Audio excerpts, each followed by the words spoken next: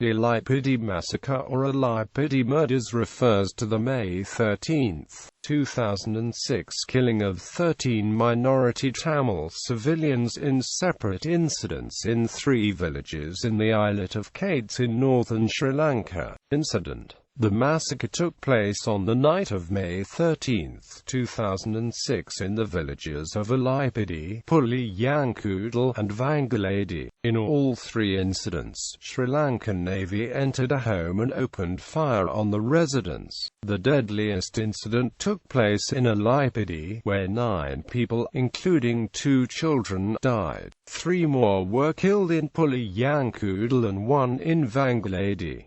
Several people were wounded. The killings took place 2 days after the Liberation Tigers of Tamil Eelam launched a suicide assault on a naval convoy in which 18 sailors died. At least 150 people fled Allaipiddy after the massacre. Refugees who reached the de facto rebel capital Kilinochchi, who spoke through an LTTE translator, alleged harassment by the Sri Lankan Navy and accused it of carrying out the massacre. Reactions: the Sri Lankan government denounced the killings and blamed the LTTE, suggesting that the massacre could very well be a part of the LTTE strategy to divert international opinion. The LTTE, meanwhile, blamed the government. The International Crisis Group identified the Sri Lankan Navy and members of the Eelam People's Democratic Party, an anti-LTTE Tamil political party and paramilitary organization, as the most likely culprits. The local human rights group University Teachers for Human Rights stated that it had confirmed the involvement of Navy personnel and EPDP members, and Amnesty International acknowledged that it had received credible reports that Sri Lanka Navy personnel and armed cadres affiliated with the were present at the scene of the killings.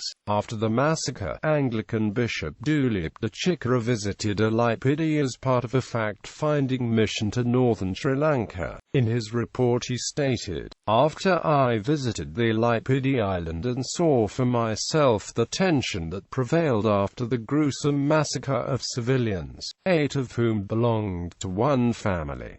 Surviving members of this family witnessed the killing and are likely to be able to identify the killers. The movement of civilians from this island following a threatening order presumably by a group adds to the misery of this people and to the complex nature of human suffering. In such instances the people have little desire to move, and it is only a speedy investigation into the massacre and deliberate measures of dialogue and trust building between the people and the Sri Lanka armed forces that will somewhat stem the fear and panic and dislocation of an already previously displaced people." Investigation. Local newspapers have reported that the investigation into the murders has stalled in Kayts district courts due to lack of cooperation from various involved parties.